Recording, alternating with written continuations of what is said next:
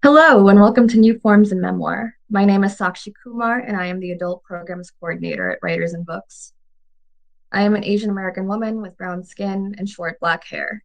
I am wearing a green long sleeve shirt. My pronouns are she, her, hers. Writers and Books would like to call attention to the complex and troubled history of the lands on which we live and work. We are recording this panel from the unceded ancestral homelands of the Onondaga, or the people of the Great Hill. In English, they are known as the Seneca people, or the keeper of the Western Door. As I mentioned, this is New Forms in Memoir. The memoir has become a capacious space, flexible enough to accommodate essays, political discourse, inventive narrative, um, meditative reflection, hybrid work, and more. These critically acclaimed memoirists read brief selections from their work, and then they'll discuss the power and potential of this generative genre. Our panelists are Anna Q, Ingrid Rojas Contreras, and Matthew Zapruder. Our moderator is Maria Brandt. Our panelists and our moderators' books will be available through Writers and Books' indie bookstore, Ampersand Books.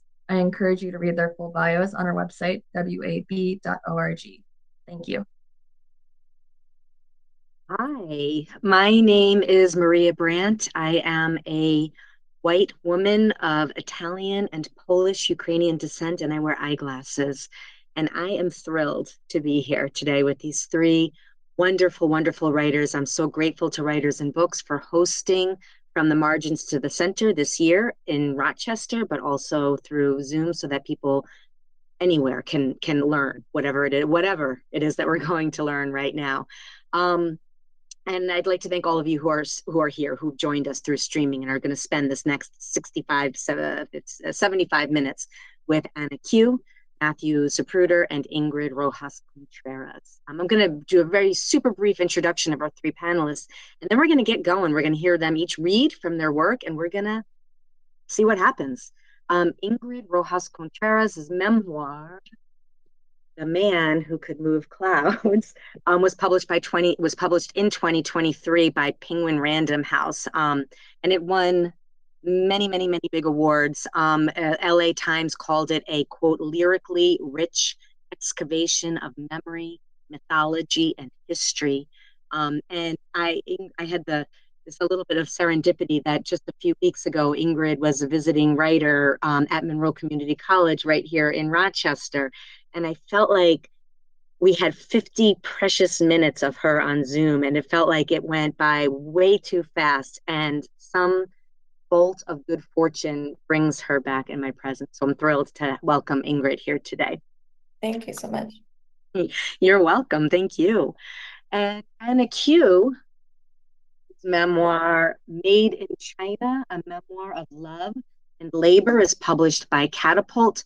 Poets and Writers talks about this as being about, quote, the meaning of work, the costs of immigration, and survival. Anna is a Chinese American writer who focuses on labor and class. And it was especially exciting hearing Anna talk about the book project at Lighthouse Writers Workshop that she's newly involved in. And I'm thrilled to have you here today, Anna, too. Thank you so much. Hello, everyone. And our final panelist today is Matthew Zapruder, whose memoir is called The Story of a Poem. And this is published by Unnamed Press in 2023, called by Doreen Negrifa. I love this quote, a glimmering candle in darkness. I think of Matthew primarily as a poet, but it's really special to have him joining us today to talk about, I suppose, this new form of memoir that involves poetry too, which I'm sure we'll talk about. Right now, let's hear from these books. Ingrid, why don't we begin with you? Yeah, perfect. Let me start timer. Okay. Yeah, so I'm just gonna read from the beginning just to make it easy. Okay. This is called The Secrets. They say the accident that left me with temporary amnesia is my inheritance. No house or piece of land or chest of letters, just a few weeks of oblivion. Mummy had temporary amnesia as well, except where she was 8 years old, I was 23. Where she fell down an empty well, I crashed my bicycle into an opening car door, where she nearly bled to death in Ocaña, Colombia, in darkness, 30 feet below the earth. I got to my feet seemingly unharmed and wandered around Chicago on a sunny winter afternoon. Where she didn't know who she was for 8 months, I couldn't remember who I was for 8 weeks. They say the amnesias were door to gifts we were supposed to have, which Mami's father, Nono, neglected to pass. Nono was a curandero. His gifts were instructions for talking to the dead, telling the future, healing the ill, and moving the clouds. We were a brown people, mestizo. European men had arrived on the continent and violated indigenous women, and that was our origin, neither native nor Spanish, but a wound. We called the gifts secrets. In the mountains of Santander, the fathers had passed the secrets to the sons, who passed the secrets to the sons, who passed the secrets to the sons. But none of his sons, Nono said, had the testículos required to be a real curandero. Only Mami, strong-willed, unafraid, more of a than most men in his eyes, whom he liked to call mi animal de monte, could have housed the gifts. But Mami was a woman, and such things were forbidden.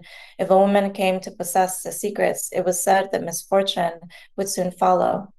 Yet, as 8-year-old Mami recovered from her injuries after falling down the well, and as her memories returned, it so happened that from wherever her mind had gone, she brought back the ability to see ghosts and hear disembodied voices. The family says Mami was destined for the secrets, and since Nono couldn't teach them to her, the secrets had come directly to her. 4 decades later, when I suffered my accident and lost my memory, the family was thrilled. Tias poured drinks, told one another with an air of festivity, there it goes again, the snake, biting its own tail. And then they waited to see how exactly the secrets would manifest in me. This is a story that happens in Spanish, where Mami and the tias call each other vos, the archaic thou, but they use tú with me, the informal, tender you. Theirs is a way of speaking in Ocaña, where our family is from, and where language can sound like a colonial fossil. In Spanish, our stories are slow and fast, and we cackle constantly. Mami and I are spooked by the way our lives echo each other's, so we don't often discuss our amnesias, but increasingly, this is an itch I must scratch. I scrape and scald at its touch only to want to probe into it again. The tias asked me to tell them what it was like to live without a memory.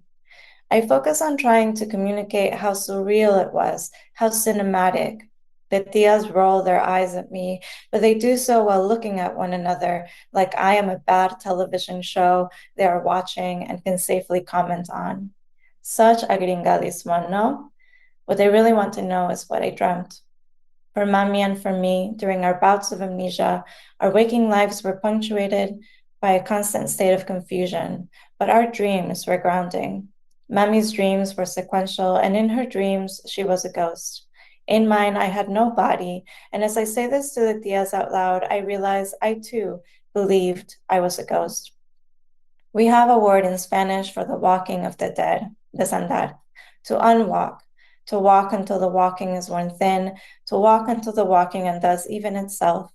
That ghosts have a particular way of walking is an idea we inherited from the settlers who invaded the continent, but what is intrinsically ours is the sense of porosity, an understanding that we live between the real and unreal, and that often they are one and the same. So to us, the living go on ghost walks too.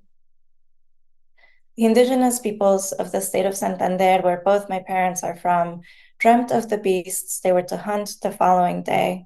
At daybreak, they left and looked for their dream site. Dreams are important for us too. 43 years apart, during each of our amnesias, Mami and I dreamt of banishment. Mami was a village ghost. The villagers of the place where she was stuck spoke a language she did not recognize, but could nonetheless understand. They worshipped her corpse, unrotting and fragrant, and therefore miraculous. I haunted a horizon of ocean where sometimes the waves withdrew, abandoning the land, and bared the seafloor. Sometimes the land glitched and the ocean was suddenly replaced as if it had never gone. The waves shuddered then, coughing up lava and smoke, birthing islands. When Nono was treating an illness, he asked his dreams to guide him to the herbs he needed, and when he roused from sleep, he hiked until the landscape matched his vision, and there he gathered the medicine. When Mommy was a ghost in the dream village where she was stuck, she practiced communicating with the living, and once she recovered her memory and became grounded in her waking life, she knew how to speak to the dead. I observed land being born in my dreams, and awake I studied with attention as the self I was becoming created itself. I wonder if, since my life echoes Mommy's, which in turn echoes Nono's, all of us are on the same ghost walk, retracing and undoing one another's lives. I'll stop there. Wow, that was beautiful, Ingrid. That was beautiful. Thank you so much for reading that particular section. Thank you. I'm gonna just let that sink. Um, Anna, let's move to you, and then we'll move to Matthew. Hello, everyone.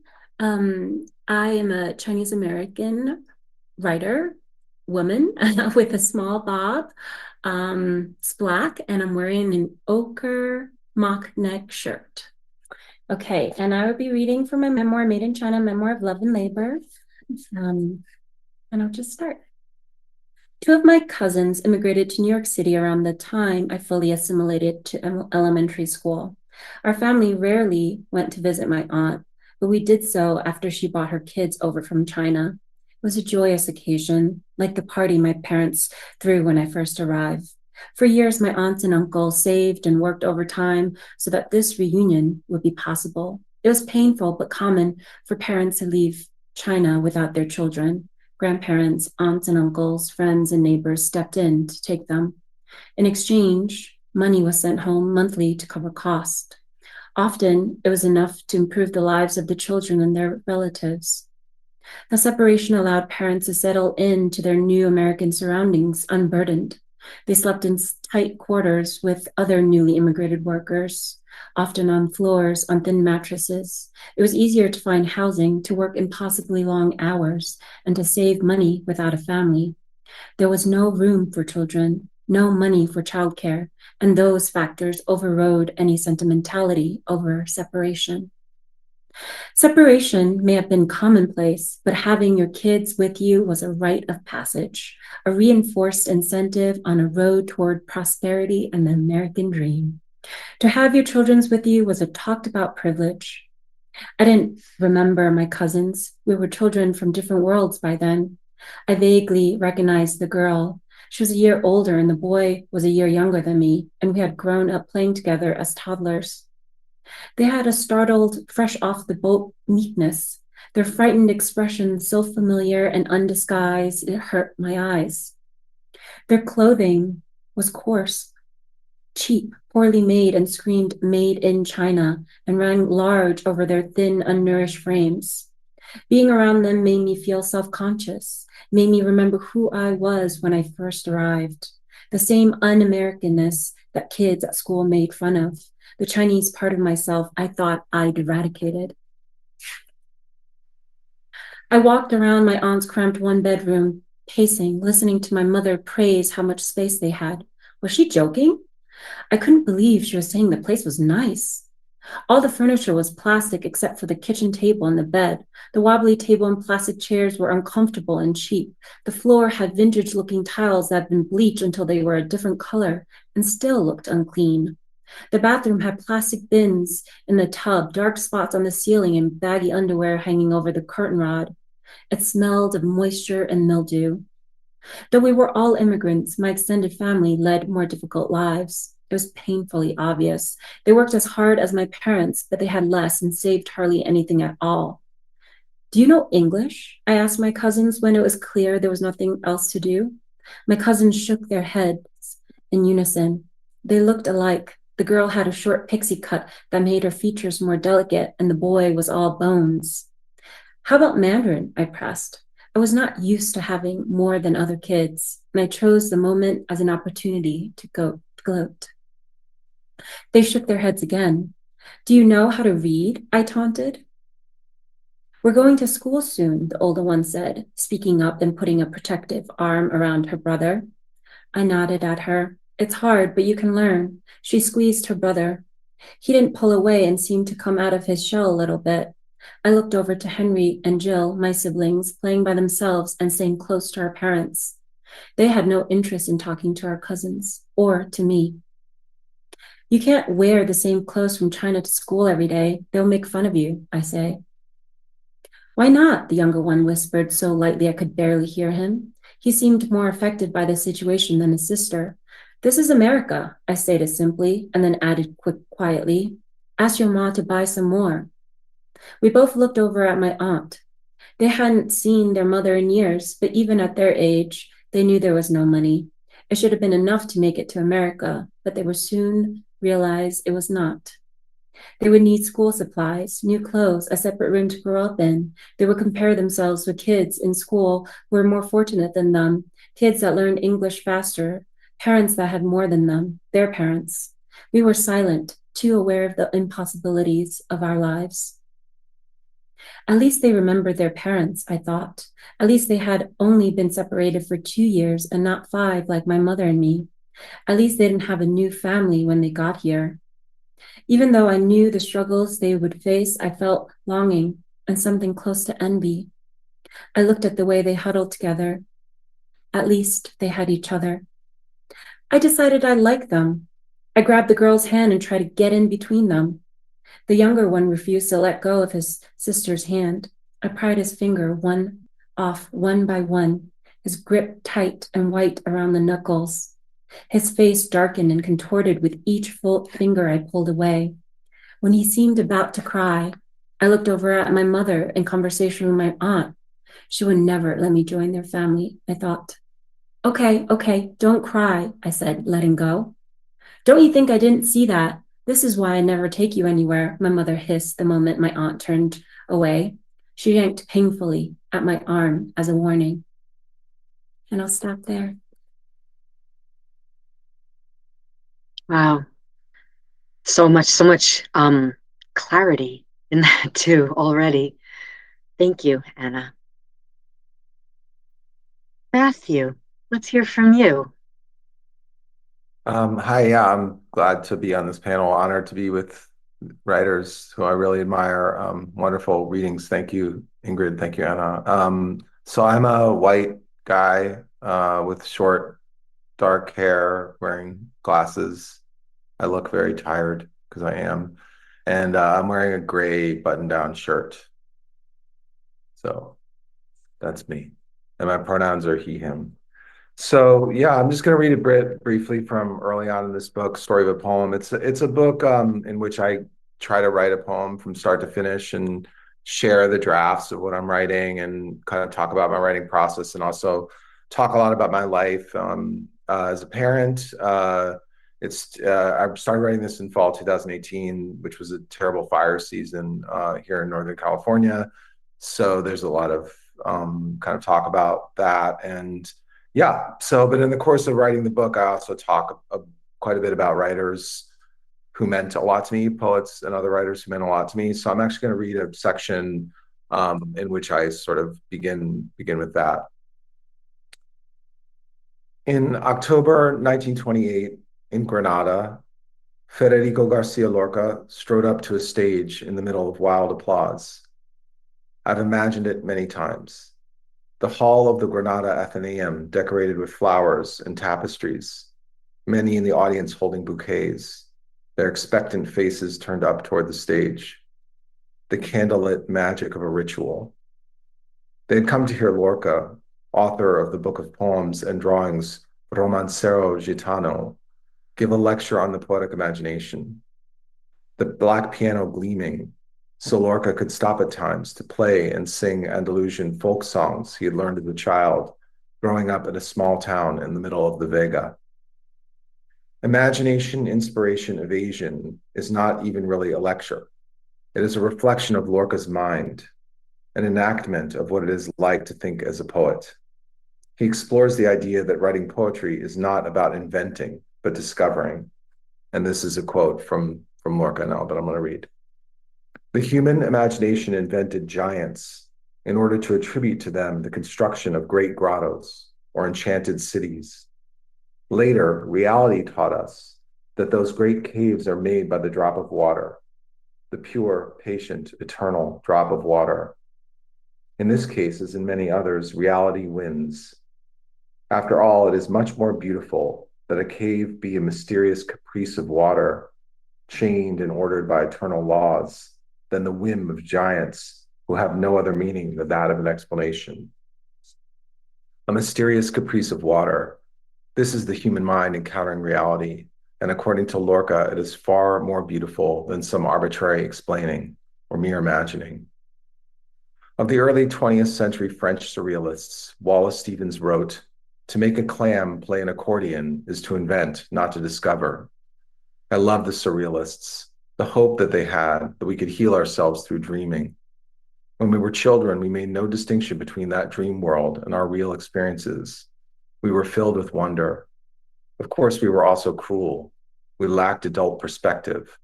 The purpose of poetry was to heal this great wound in our consciousness. We would become like children again, except also wise. By reconnecting the part of ourselves that dreams with the rest of us, we would remember that we are all human, that the entire world is alive. We would never start another war again. Of course, this did not work, but in that hope, they wrote some of my favorite poems. The earth is blue like an orange. I have so often dreamed of you, my wife, with thoughts of summer lightning. Yet I think Stevens has a point, at least about the aspect of their poetry. And while I adore their freedom, I dread replicating such irrelevancy, as I equally dread an earnest moral hectoring. I do wish I could see that clam, though. Thanks. I feel like that was an echo, that was like unintentionally kind of reflected both of your readings, like the thinking about being children and like sort of, the cruelty and wisdom of the child consciousness, that was not intentional, but as I was reading, I was like, oh, this worked out nicely. Let's dig into that a little bit. I actually had a different question I wanted to start with, but I was thinking the same thing, Matthew, and I was thinking there's also a lot of talk in all three of your pieces about dreams or secrets or stories that are told around you. Well, let's. The panel itself is called New Forms in Memoir, and I feel like we're kind of like skirting around that with all of this anyway. And I'd love to hear you each and just kind of see what happens. Think a little bit or talk with us a little bit about. I think I have two questions. One is how do you see your book as a new form in memoir? But I'm also interested in what you might see as the value and or the risks in working towards a new form in memoir. I don't know who wants to go first. I can go first. Great, thank you. Yeah. So, I mean, one of the reasons I read the section I did about my cousins is that I feel out of my entire family, maybe my family line is the most fortunate, and we carry so much more than just our stories, our individual stories. And so for me, memoir has really become a bigger story than just about the self. And I think and especially in Chinese communities, family is just the individual versus the family is just a conversation that you're having over and over again. And in Chinese culture, the collective is often bigger than the single. And while I really struggled out in my own history while writing this book and spending so much time and trying to think about what I want readers to walk away with, it was important for me to have them understand the whole dynamic of a much larger community than just me and my single family. And I also think that, in writing memoir, we're also carrying more than just our single stories. There's our this memoir is about what the American dream means to 3 generations of my family. So my grandmother, my mother, and me. And it's sort of how those are completely different. But then also about the larger undocumented communities. And also about gratitude, which is something that, as an Asian American, it's something that was very hammered home as a child by my mother. And there's just so many layers of gratitude. And I think when I think about gratitude, is not quite what my mother wanted me to get from it, but I have come around to understanding different ways in which I want to give back and through my writing.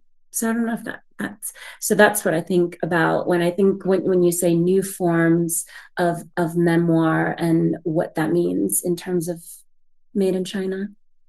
So some of the things I'm really hearing are this kind of emphasis over emphasis on a collective identity and a place and sort of maybe in conversation with or even in antagonism with an individual or family identity.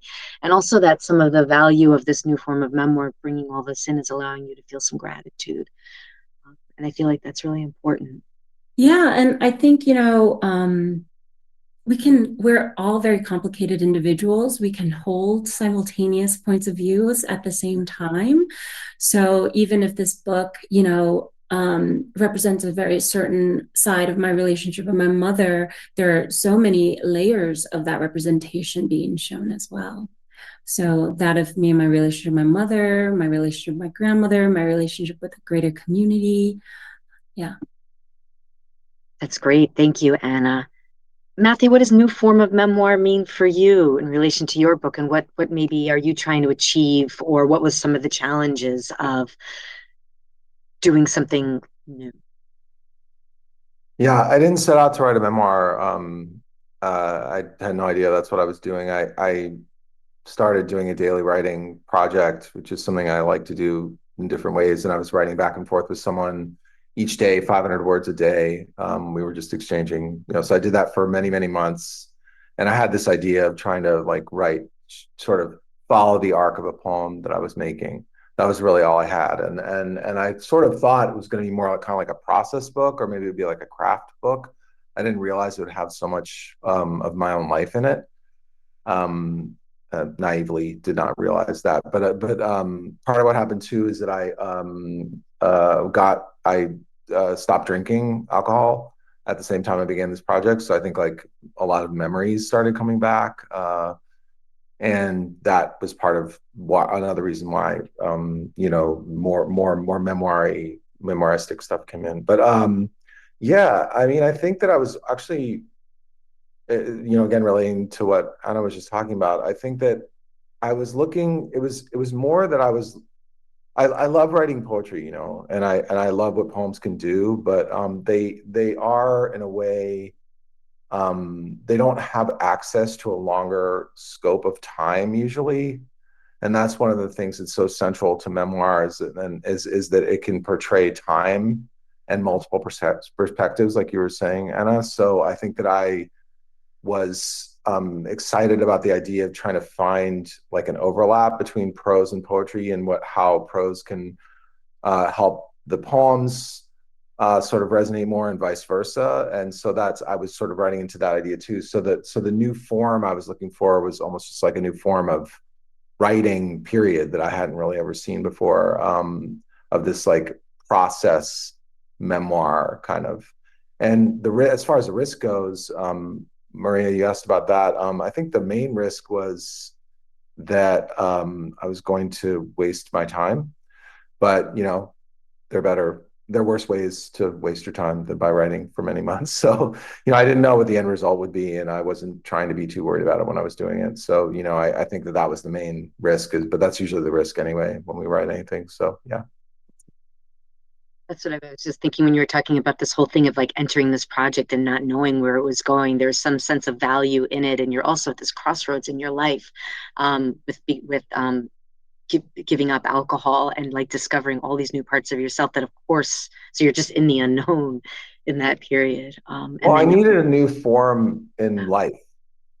because I'm also the parent of a kid who's not neurotypical, and that's at the center of this book too. And I needed to rethink my life. I mean, and many of us often find ourselves in a situation where we need to rethink our lives. And again, I feel like that is something that I have in common with the other writers on this panel. I think that's when you're writing something, a lot of the time what you're looking for is a new form for yourself.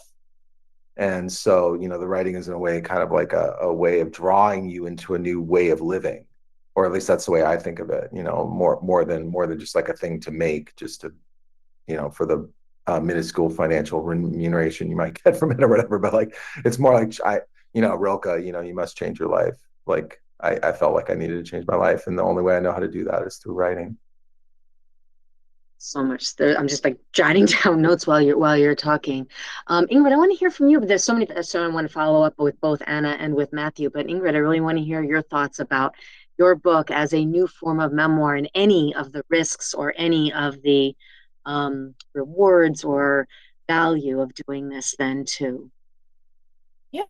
I was thinking, for me and, my story in particular, um, the story that I was trying to write seemed to be at odds with what the history of, memoir and nonfiction has been, just in terms of that, memoir and nonfiction is always like the land of, fact checking, and the land of, right, obviously, like truth.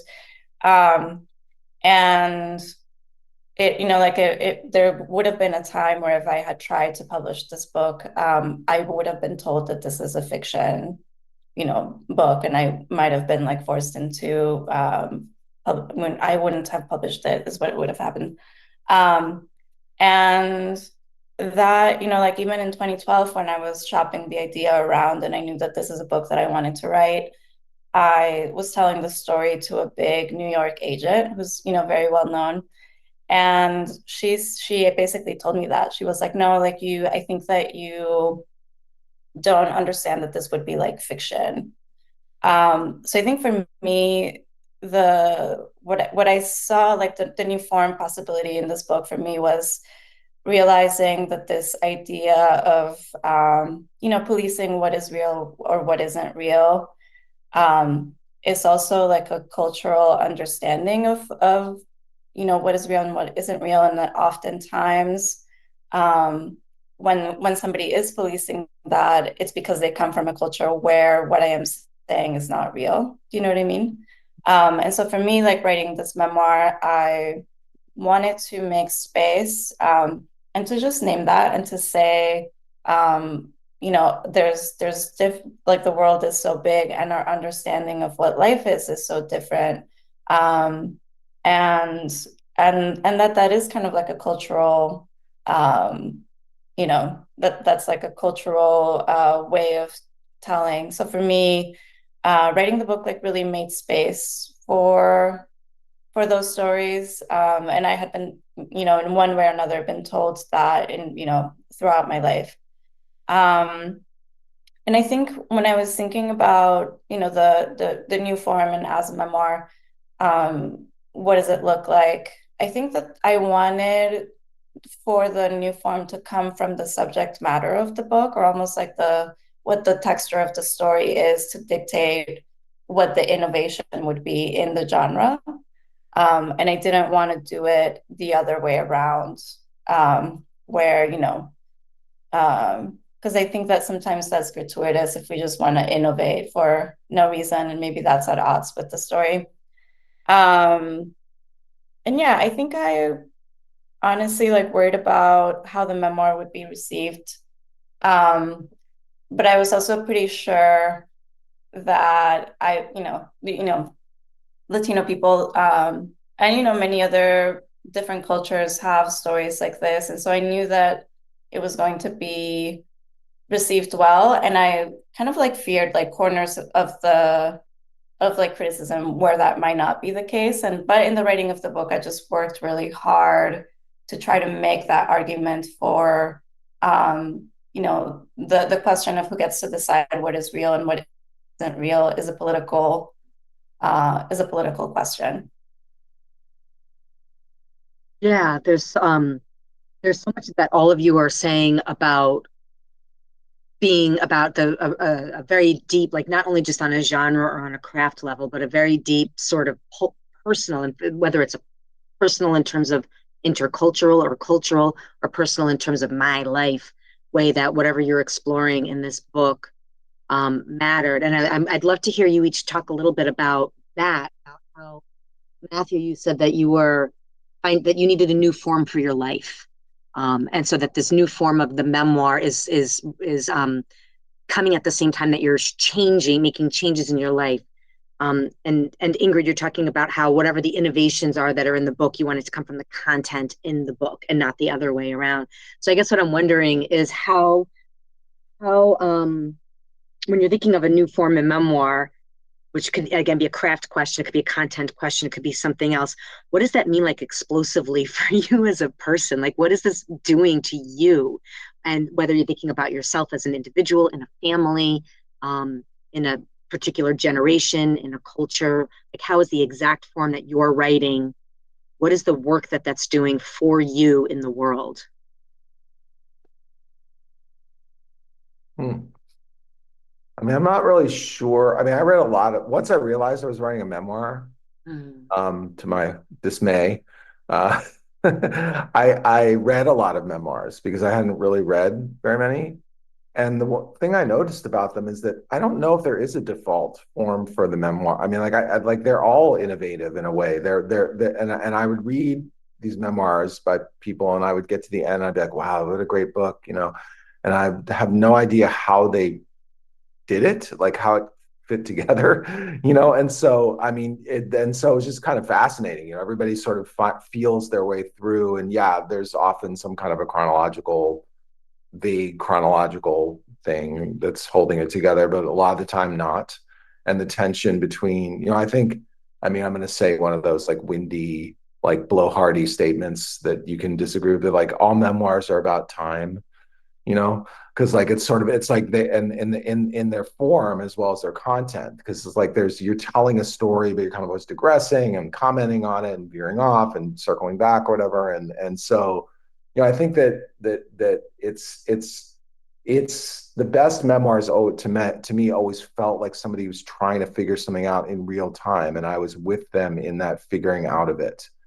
And that always involves a lot of wandering around, you know, if you're really going to figure something out, and you feel somebody reconstructing themselves in the memoir itself, you know. So that was the one thing I took away from everybody, and I knew that I was going to have to do that too in the book in my own way, but I didn't know how that would be. So I don't know. It's I like don't know every if you and Ingrid, that resonates at all with you, or you would disagree, or but. Go ahead. As you said, it's like every memoir is a new memoir in some way, because there's all this figuring out that needs to happen. Yeah. I mean, I guess I was thinking about how, you know, for me, like I was, I think, yeah, maybe every memoir is trying to figure out like what is the language or what is the form that would mean that the book is true to life to you, right? And so I think for myself, like you know, like what I would expect like memoir to be didn't fit what my true to life version was. And so I think that's where the innovation comes in. It's just because I'm the traditional container that I'm presented with, I can't tell the story that way. So for example, a more, you know, like if I was from a different culture, I'm very interested in fact checking. I'm very interested in trying to investigate or like do a forensic investigation into reality or what's real. I might have gone about, you know, interviewing family members who had said that they saw my grandfather move clouds. I might have, you know, tried to fact check whether that was true or not, but that wouldn't be true to how we talk to each other, or that wouldn't be true to what our culture is, right? And so as I was writing, I kind of kept feeling the expectation for that because that's what some of the books do. And my work was sort of resisting that and just, you know, remaining true to life for me. And so that meant that I'm more interested in what this means, right? So I'm just circling around. I'm not interested in I don't even know how you could fact check that. You know, like how do we go 20 years into the past and see whether this was correct or whether, so I think, like what the poetic kind of like landscape that I found myself in was saying, like, like maybe this is a hallucination, maybe not. It doesn't really matter. But what matters is the role of a person who is the village healer, right? And what that means, and like the what it meant for my aunts and uncles to have seen this, and like what space that opened up for them in their lives, especially as my grandfather wasn't kind of like a 100% good person. Like he was very abusive to my grandmother, and he like abandoned the family all the time. And so that complication was what was interesting to me. So I wonder if memoir is this finding out the language that is true to life to you, and also keeping track of the story that you yourself want to tell, as opposed to bucking to whatever internalized expectations of the form that you're carrying. Thinking a little bit about what you write in your book about your mother teaching you the art of, I think I'm not sure, it's something like the art of divination is the good story, that it's not about the cure itself or whatever this empirical kind of, I had a cough and I don't have a cough, but that it's learning, and you as a young girl learning how to listen to the other girl. I think it was at the playground at school or something like that. Yeah. Can you talk a little bit about, I just want to follow up with that, like this idea of that the art of divination is a good story. Yeah. I often think of just what my mother had to say about divination, and just sort of like listening to the void. And when she was describing that to me, I always found that very interesting. And later in life, I always understood that to be like the process of writing. Like when she is, in the process of divination, she's like listening for something in the air. In the same way that when I sit down to write, I am sitting down, like sort of tuning out, but like listening for something in the air. And all the things that she said about talking to people, and how you, as a curandera, like how you receive people's problems and hold space for them, and how do you kind of guide them through whatever's occurring, like the moment of crisis for that person. And yeah, she said people don't want to, what she said to me, and she was describing like how she does it, and one of the things she said was like, people don't want the truth, they want the story. And to me, like that's, I received that and kept it, and when I'm writing, I think of that often, that there's some truths like in writing that if we say them directly, it just kind of falls down and it's meaningless, and it doesn't hold the complication or the emotion of the truth. But if you disguise it in a story and somebody's experiencing the truth, like it kind of like beneath their skin, how that's when the truth becomes very powerful. So I think that there's a lot of connections for me, and I think it just has to do with my upbringing and just sort of but I often say that I learned more about writing hearing my mother say like how she goes about being a curandera and like divination than from my MFA. Anna, we were just talking about MFAs right before the panel began then too. Anna, I'm curious about you and about your book, and how you're thinking of all of this, and how whether it's storytelling or I keep coming back to the lies that there. You have an article, an essay, "What I Stole from My Sister," that came out too, that talks about lies and secrets, and it's different than, obviously, what you're doing is so different than what Ingrid's doing, is so different than what Matthew's doing, but I am seeing so many overlaps. And so I'm just curious to think a little bit about how memoir, what it is opening for you in your life. Like that was sort of what I was originally interested in, but then the lies and secrets, or anything that you wanted to talk about. Oh, you're on mute still, Anna. Oh, sorry about that. Yeah, I think, I grew up in a household where everything was upside down. I think in a lot of ways, communism is like that as well. Lies are said as truth, and truth is veiling some sort of lie. And For me, writing has always been an act of resistance. So I often write from a place of wanting to reveal something, whether it's the truth or my truth or some understanding that is not being seen or reconciled with. Um, and I think I love that we're talking about form and memoir, because I do think that every memoir finds its own form, right? I think Joan Didion had that great quote about, I write entirely to understand what I think. And, writing your memoir is a journey. And I liked what Matthew was saying also, which was that every good memoir, you're starting somewhere and you're taking the readers with you on some journey. And it almost doesn't matter what that journey is. And I think that is something really compelling and incredible for the writer themselves, right? I always talk to students and talk about, if you're interested in why you're headed down this memoir path, so is your readers. If you're not interested in what you're writing about, and if you're not interested and you know where you're going, then that takes the interest out for everyone, including you, the writer. I think the most interesting memoir is where you begin and you don't really know where you're going to end. So all three of you are talking about being in this process and learning as you're going along, figuring out this form.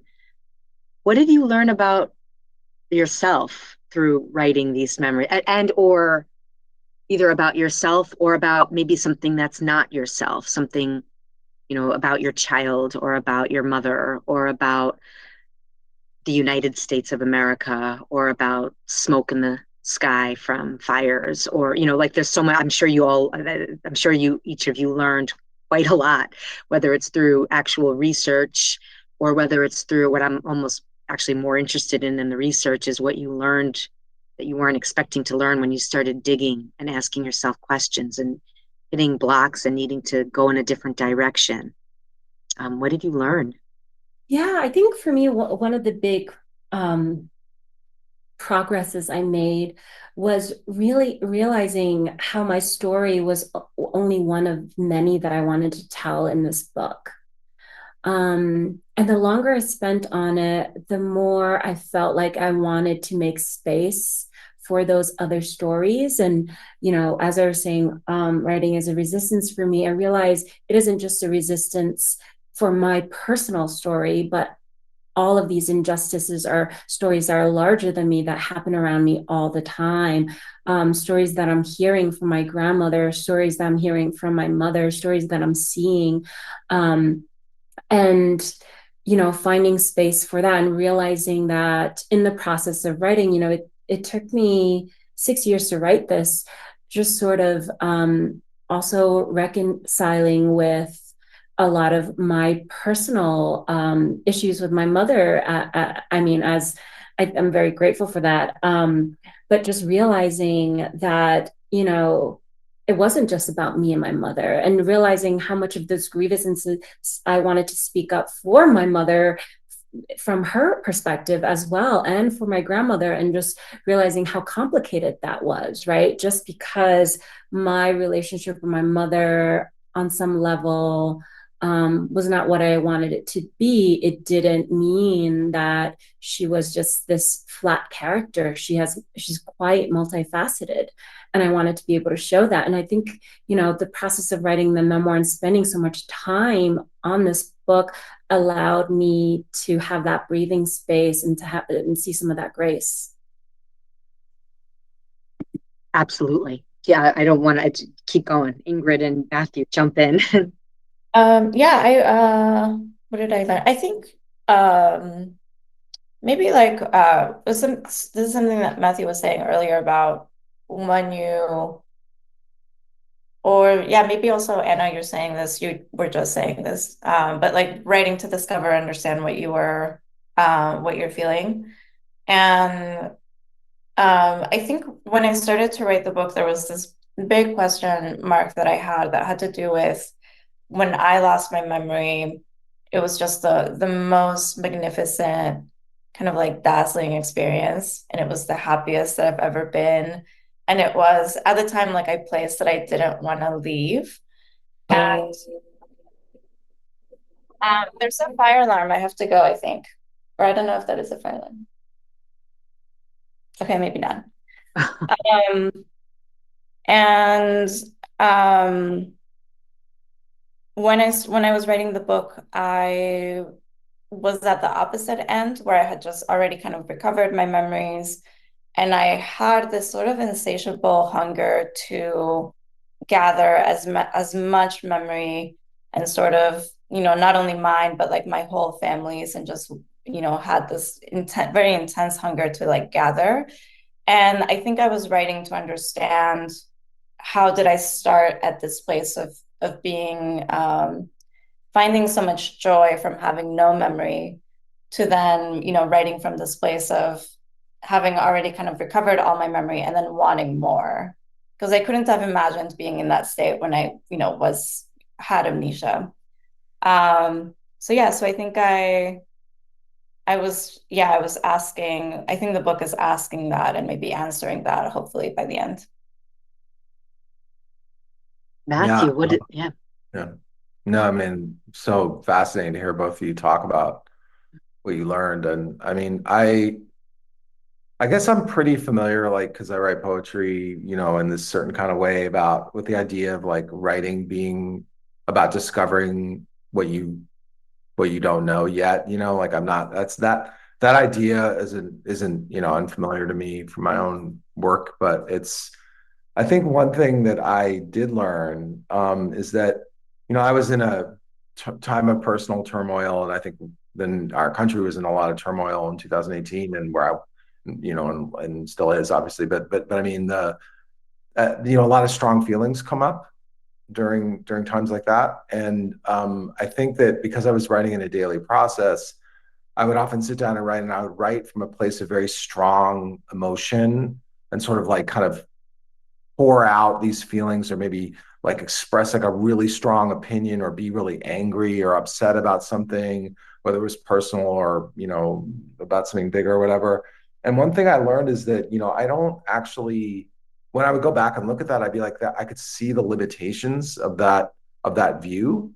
And I think that I think I learned that it's not like, once I let myself be that way, I can then sort of move to a new space of like more complex understanding of the situation, and let go of a lot of the anger that I have or upset about something. And I think it, not only did I learn that about myself, but I think it actually changed me to do that over time. I think I became a different person. And that was like a real blessing that I just hadn't expected in the writing. And I think hopefully the book reflects me coming to understand, that, like, in revisiting things and re-saying them and looking at them again and sort of learning from the writing in that way. Yeah. You're talking of a letting go now, and Anna, you talked earlier of a gratitude, and Matthew, when I'm reading your book too, there's just so many moments of like kind of even painful but beautiful honesty, where it does seem like in that moment you just discovered something that was maybe even hard to look at about yourself, but that this gratitude for that discovery. There's so many things that are hard to look at about myself, it turns out. There's an almost reservoir of Ingrid, I was thinking when you said that thing about, that you learn more from your mom, I was thinking that we should have a master's of fine divination and not a master's of arts. I would go back to school for that. I think that would be that's part of the hard thing. You're all three of you, you're writing about yourselves. And you can't do that, in a way that is going to say something, which means it has to be honest. It has to be, and it can't be honest without being hard. Oh, it's awful. It's not just awful because of the content, but it's awful to hear myself talk in certain ways. It's just horrible. It's like, it's not like poetry for me. It's like I feel completely exposed in prose. I'm like, just like, ugh, that's how I sound, like strident, like mansplainy, like kind of just like a-hole, and it's like, I mean, but you just sort of look at it and you're okay, that's like one part of who I am. And okay, I can deal with that, but it's not fun. I don't know if you all have that experience. Like, again, that's like more of a formal question. Like, stylistically, I felt like the parts of me that were most, like I didn't want to look at came out in the way I was writing, not just in what I was saying, but like how, you know. Matthew, Yeah, you're the only one writing outside of your original form, too. Well, go, Annie, you were going to say something. Go ahead. I was gonna say I realized there was a reading for this panel, and I cringed because I'm like, oh, I have to read from my book again. And yeah, I'm sort of in that place of like moving forward, not backwards. Yeah. No, I think memoir is hard just because you do kind of encounter all of these different parts of yourself. And I even find the writing process to be one of layering, where like in one, probably, I don't know, you might be like too kind to yourself in the beginning, or like you might tell the story in a way that's like you're like come out looking too good.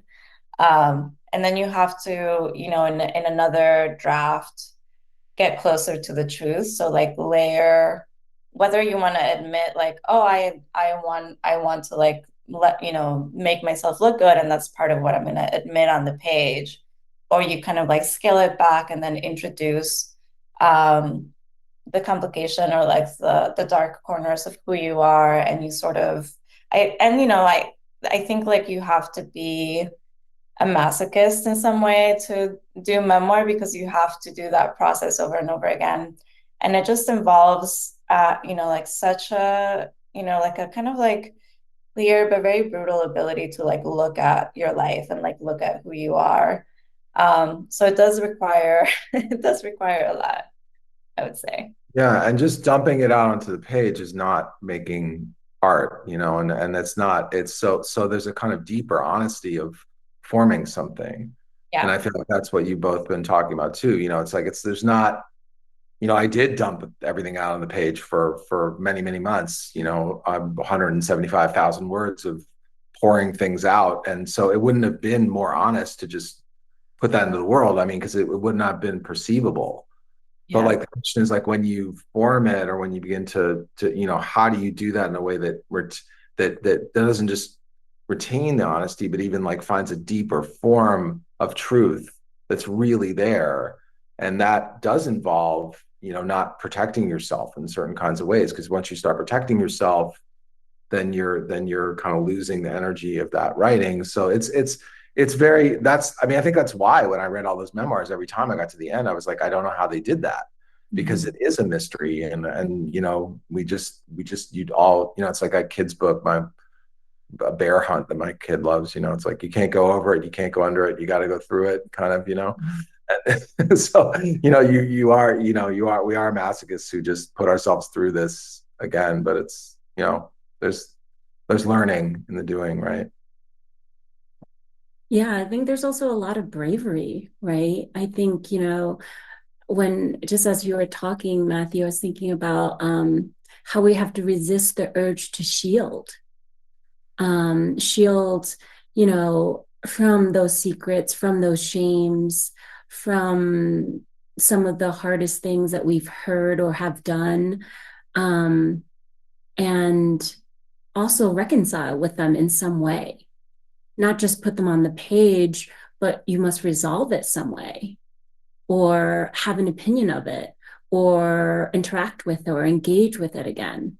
And in the process of writing, that is from the reader's perspective, they can be like, wow. But for writers to get to that point, that there are so many, as Ingrid was saying, the layering or just the edits, how much of the writing process ends up being in the editorial process is also really interesting. Did you all ever get to the point when you were writing your books where you really reached a limit where you thought maybe I shouldn't do this, like put this out into the world? I mean, not because, and I mean, maybe you do feel this way, but it wasn't for me so much about hurting other people as it was just about the simple fact of being so exposed. I mean, did you reach that limit, either of you, in your writing? I think I had done personal essays before, and so I had done that in a mini version. Um, and I did find for me, I don't know if you're this way too, but it's very easy to write about hard things and admit a world of things to strangers, to like a world of readers that you wouldn't admit to like people in your life necessarily. You know what I mean? Like there's something kind of like in some way easier about like doing that process. And to what you were saying about, at the end of this process that just requires so much of you and requires like so much hard looking, you do sort of begin to see like not only like what the story means to you, but also like what the story means in the world, so say that you're like writing about, I don't know, abuse that happened to you. In some ways, you start with the personal, and at the end of the process, you then get to a space where you're kind of volunteering that story to other people who have gone through that same experience so that they can understand something about how that, works out in the world. Um, and so there is something very rewarding artistically about going through that, and just sort of playing with experiences until you like reveal or expose like some undeniable like truth, that you just kind of like worked really hard to get to. So I knew that it would be hard, but I also knew what the reward felt like, and I really wanted to go through with the process. And I did have those moments of like, oh, how uncomfortable, like, people that know me will know this about me, but I didn't have the fear of strangers knowing that about me, which is such a funny thing that happens, but yeah. Yeah, I would say there were at least a couple of key moments where I was like, oh, I don't know if I want to do this. And at one point, I was realizing that because my book does start out and is about abuse, was really being afraid of seen as a victim. And that was something that was really hard to reckon with, and to also be out there as a victim forever. And, that took me a really long time, and I sort of had to sort of put on just blinders and just keep going to figure out where it was going. But that, really paused me for a bit. And then later, as the book became more and more real, and I realized, I was already estranged from my family, and I didn't think my relationship could get worse, but it did and has. And that was a price that I have always been willing to pay. And now I am paying it. So that is not easy. So that too. Sorry about that. That sounds awful. But yeah, you're right. What are you gonna do? Yeah. Yeah. But I mean, I knew that that was going to be the case. And I don't necessarily, I mean, I think it is what it is. And, um, but it also made me feel a little bit like a perpetrator too. Mm. Mm. Wow. The the panel is also talking about the memoir as this generative genre and the new forms of memoir that the three of you have put into the world. And maybe to think a little, I mean, what do you hope now that this book is out in the world, these three books, what do you hope they generate? What do you hope comes from these books? Well, I have a kind of very direct answer to that question, which is that when I was done with this book, I mean, it did turn out to be a process memoir, and it was like, and I love process. I love reading about how people make things. Like I'll read about how anybody makes anything, like glass blowers, like knife sharpeners, like how do you make like dessert? I'm like, I love And so as soon as I finished this book, I thought, oh, I would love to read a book like this by every single writer I know. listen. I want to hear them talk through how they make something, whether it's a sentence or a paragraph or a whole book or a poem or a memoir or a novel, whatever it is. Like, I just think that it's so I kind of hope that people and write more about their own, like inside their own work as they're doing it. I just think it'd be really cool to read. I'd love to. So I don't know. I hope that happens. That'd be great. I have a very similar desire. I've always said that I hope that there are just more curandero memoirs, or like curandero stories out in the world. Um, and I think even I just have yeah, in like being out there, for the Latinx community, curandero stories is not something that we would necessarily talk about publicly, especially with people that we don't know. Um, and when I was touring and just talking to people after readings, I would hear about like, oh, my grandmother was a curandera, and like we would just sort of like exchange stories. And I also have heard of people who are working on curandero books like since publishing. So that all makes me really excited because I think it was just like for me, like when I was writing the memoir, I have seen, obviously there's like many curandero stories, but they're always in fiction. And I think this was part of my problem with that. But yeah, so I'm excited about that, and my hope is that there's like a lot more. Well, people can work on that in their MFD programs, you know. Mm-hmm. Masters in information.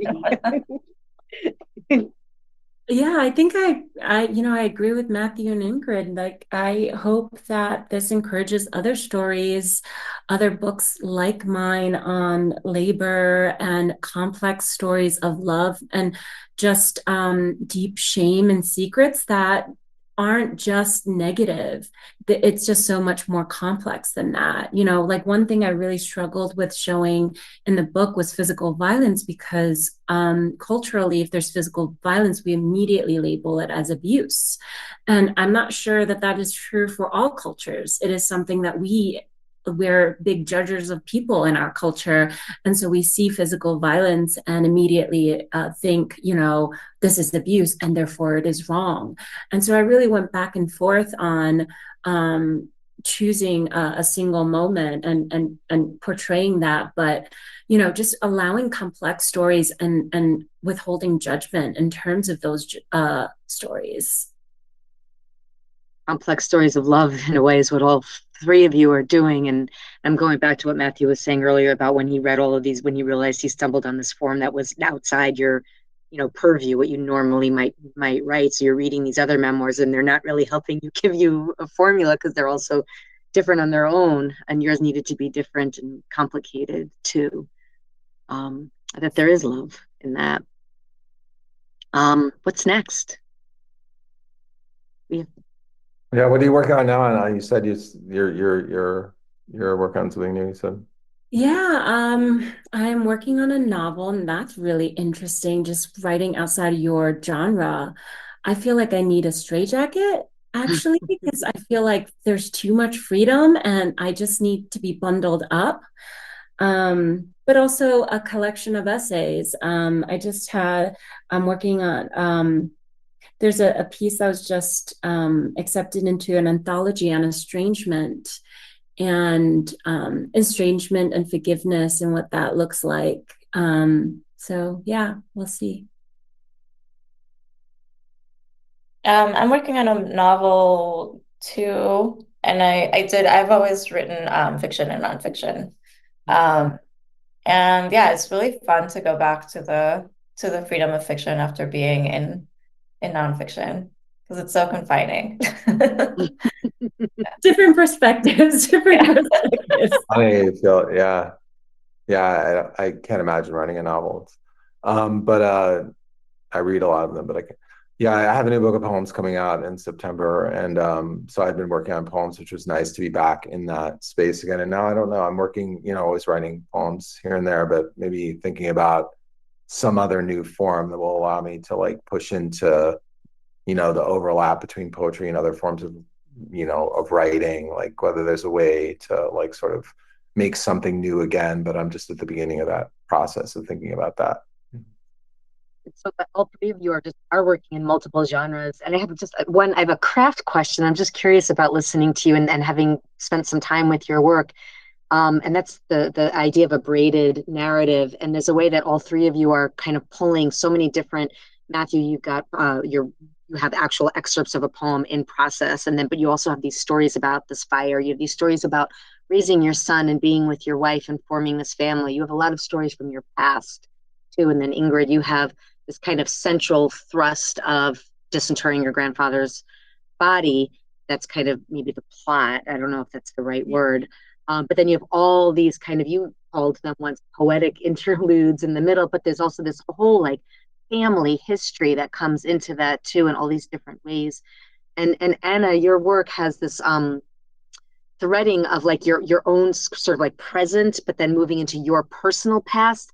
But then there's also moving into these multiple generations of past. And there's also a lot of like history, like kind of yeah, like less like history lessons or something, but maybe from a different lens. And what happens when you're for all like we don't have that much time left, but I'm just like when you're talking about what you're doing next, you're all talking about this new stuff. But like when you bring these different things together into one book, which is what you did in these books, what does that do?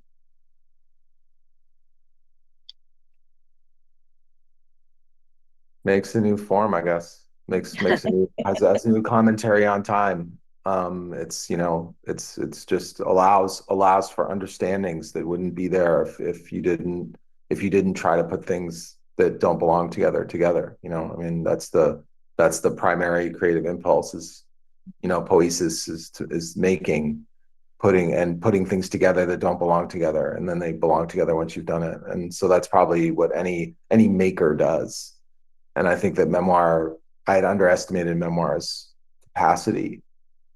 I think in the common idea of memoir, you just think, oh, someone telling their story, but what does it mean to tell your story? I mean, that's was so naive of me not to understand that. And you all, I'm sure the two of you had more sophisticated understandings of this when you jumped into your projects. But yeah, I think it allows for understanding and change. Yeah, I think I mean I'm adore poetry. I'm reading poetry all the time. And in writing memoir and doing braided narrative, um I just kind of had moments where if I was in a fiction story, I would just kind of create a scene in order to communicate what I was trying to say and have it kind of like speak for the truth that I was feeling or intuiting in the story. And so like in nonfiction, I think that's when I started to reach for as Matthew's saying, like you're braiding things together. It's almost like you're collaging meaning of things that don't seem to belong. But when you put things next to each other, it creates a third meaning in the reader's mind. And yeah, so I think it's such a it's such a beautiful process. Like I think when I wrote like my first personal essay, it was a braided narrative, and it was also doing that. And I think that I've always internally wanted to be a poet, but just don't know how to do it. And so, braided narrative and reaching for abstraction in that way and like using white space. And it's it's like very much what happens in poetry. And yeah, so it's amazing. It's like such a great um, way of telling that's just completely liberated from chronology and completely liberated from like the understanding of the linear. Yeah, I think also, the choices we make as writers set us apart from each other.